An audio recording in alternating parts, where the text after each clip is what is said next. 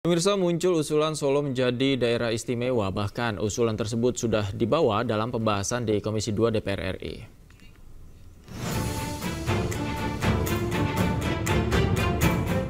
Pemerintah melalui Kementerian Dalam Negeri mulai merespon adanya usulan Solo menjadi daerah istimewa Surakarta, di mana pemerintah akan melakukan kajian dahulu kriteria atas usulan tersebut.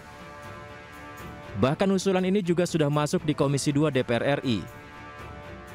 Pembahasan Solo bersamaan dengan 42 usulan pembentukan provinsi hingga usulan 6 wilayah untuk dijadikan daerah istimewa.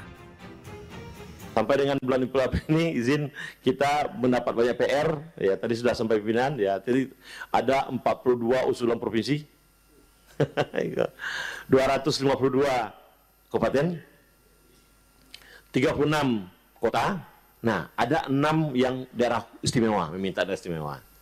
Dan juga ada 5 meminta daerah khusus. Tentu izin sekali lagi, ini adalah PR kita bersama karena undang-undang mengamanatkan agar pemerintah dan DPR untuk melakukan langkah-langkah evaluasi ke depan. Sementara itu, Wakil Ketua Komisi 2 DPR RI Arya Bima mengatakan, semua harus dipertimbangkan dengan matang dan berlandaskan undang-undang. Akan tetapi, ia menilai jangan sampai pemberian daerah keistimewaan ini membuat rasa ketidakadilan dengan daerah-daerah lain. Seperti Solo yang minta pemekaran dari Jawa Tengah dan mengusulkan diri menjadi daerah istimewa Surakarta. Tim Liputan iNews melaporkan. Wacana Kota Solo diusulkan menjadi daerah istimewa kembali diperbincangkan. Namun menurut Wakil Wali Kota Solo, hal itu masih didiskusikan. Wakil Wali Kota Solo, Astrid Widayani mengaku belum membahas mengenai usulan yang terkait dengan wacana Solo menjadi daerah istimewa. Menurutnya, hal ini masih dipelajari dan akan menjadi diskusi bersama Wali Kota Respati Ardi. Pemerintah Kota Solo sedang berupaya membuat Kota Solo menjadi pusat di wilayah-wilayah penyangga di kabupaten sekitar. Pihaknya juga mendorong adanya aglomerasi Solo Raya untuk menguatkan posisi Kota Solo. Tidak hanya dari sisi letak atau geografis saja, tetapi juga bagaimana Solo yang terbatas sumber daya alamnya. Kami belum membicarakan sejauh itu.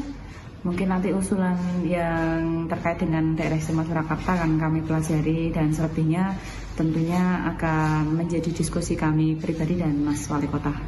Kan pemerintah sendiri memandang urgensi dari usulan itu seperti apa? Mungkin dalam konteks saat ini yang sedang kami jalankan juga adalah bagaimana Surakarta ini menjadi pusat atau hub dari wilayah-wilayah penyangganya, yang kami juga dorong sebuah pendekatan aglomerasi Solo Raya, di mana hal ini tentunya bisa menguatkan posisi Solo tidak hanya dari sisi letak atau geografis saja, tetapi juga bagaimana Solo yang terbatas sumber daya alamnya, dan kami fokus di sumber daya manusianya. Semua potensi investasi bisnis ada di Solo, ini nanti bisa bergerak ke sana. Untuk selebihnya kami belum membahas secara mendalam mengenai. Lalu seperti apa tanggapan masyarakat Kota Solo terkait usulan Solo menjadi daerah istimewa? Berikut liputannya untuk Anda. Seperti apa memang saya belum paham, tapi ya tetap harapannya seandainya jadi istimewa ya bisa membawa perubahan untuk warganya menjadi lebih baik dan menguntungkan ke para pengusaha. Kalau saya pribadi, insya Allah setuju sih, setuju banget. Karena kesempatan ini mengingat kalau di Jogja ada keraton Jogja, di Solo ada 2 keraton, Mangkunegaran dan Kasunanan. Otonomi daerah amat sangat dibutuhkan. Apapun itu, baik di struktural organisasi, di struktural birokrasi pun saya rasa itu tetap sangat diperlukan. Ya, kalau itu lebih baik juga mendukung. Semoga Solo lebih maju, jadi masyarakatnya juga berkembang, lebih meningkat perekonomiannya. Pemerintah Provinsi Jakarta resmi menetapkan tarif pajak bahan bakar kendaraan bermotor atau PBBKB untuk kendaraan pribadi sebesar 5%, sementara untuk kendaraan umum sebesar 2%. Meski begitu, tarif pajak bahan bakar kendaraan itu ternyata tak mempengaruhi harga dasar BBM.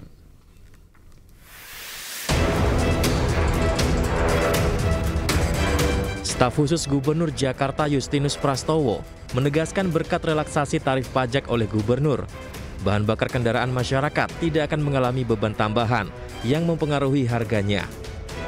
Putuskan Bapak Gubernur kemarin, tentu saja ini tidak akan membuat beban pajak bahan bakar untuk konsumen atau warga Jakarta bertambah. Jadi dipastikan tidak akan ada penambahan beban, Pak Nadia.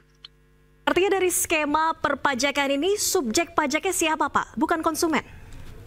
Ya, subjek pajaknya adalah konsumen yang memanfaatkan BBM, dan selama ini kendaraan umum dan juga transportasi nelayan, sarana kapal nelayan itu mendapatkan diskon 50%. Jadi kita pastikan siapapun yang mengonsumsi BBM di wilayah Jakarta akan menanggung pajak yang sama dengan daerah lain dan juga sama dengan tahun sebelum 2024, yaitu 5% besarannya. Jadi dipastikan tidak akan ada kenaikan karena relaksasi yang diberikan itu akan membuat tarif yang tadinya 10% akan kembali menjadi 5% bebannya. Seperti diketahui sebelumnya, tarif pajak bahan bakar kendaraan bermotor atau PBBKB di wilayah Jakarta segera diterapkan. Gubernur Jakarta Pramono Anung menjelaskan bahwa tarif PBBKB yang semula 10% dipangkas menjadi 5% untuk kendaraan pribadi dan 2% untuk kendaraan umum. Kebijakan ini akan dituangkan dalam peraturan gubernur dan akan disosialisasikan kepada masyarakat. Kemarin saya sudah memutuskan untuk Jakarta kami akan memberikan relaksasi ataupun kemudahan ataupun diskon yang dulu dipungut 10% menjadi 5% untuk kendaraan pribadi dan menjadi 2,5% atau 2% nanti di lapangan diputuskan untuk kendaraan umum. Sebelumnya penetapan tarif pajak BBM diatur langsung oleh Pertamina dan berlaku selama lebih dari 1 dekade. Namun dengan adanya Undang-Undang Nomor 1 Tahun 2022 tentang hubungan keuangan antara pemerintah pusat dan pemerintah daerah, Gubernur memiliki diskresi untuk menentukan tarif PBBKB di daerah. Tim Liputan iNews melaporkan. Pemirsa, sejumlah masalah membayangi program makan bergizi gratis, mulai dari keracunan hingga dugaan korupsi. Pemerintah pun pastikan terus membenahi program unggulan Presiden Prabowo tersebut.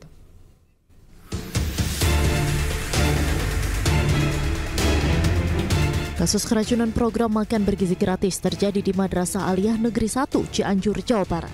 Puluhan siswa harus menjalani perawatan intensif di instalasi gawat darurat RSUD Cianjur usai menyantap hidangan makan bergizi gratis di sekolahnya. Menteri Koordinator Bidang Pemberdayaan Masyarakat Muhaimin Iskandar meminta Menteri Kesehatan menyelidiki penyebab keracunan dalam program makan bergizi gratis. Nah, itu yang harus dicek sumber utamanya ya. Nah, tolong kepada Kementerian Kesehatan mengecek sumber utama keracunan itu, apakah dari dapurnya, apakah dari proses angkutannya, apakah dari tempat lain. Nah, nanti kita tunggu aja investigasinya. Laboratorium Kesehatan Daerah harus cepat ya mengambil langkah-langkah supaya kita tenang.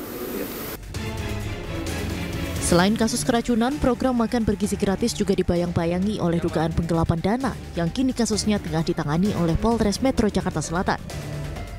Merespons masalah tersebut, Presiden Prabowo Subianto menjamin untuk mengurus dan menyelesaikan masalah itu.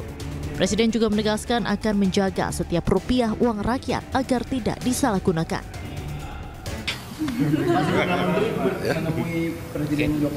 Saya nggak tahu ini laporan ini.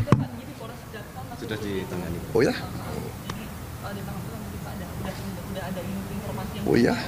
Oh ya, belum. Pasti diurus. Setiap sen uang rakyat akan kita jaga. Ya. Pemerintah pun terus membenahi program unggulan Presiden Prabowo. Saat ini, program makan bergizi gratis menghabiskan dana sebesar 71 triliun rupiah yang diambil dari APBN. Tim Liputan iNews melaporkan.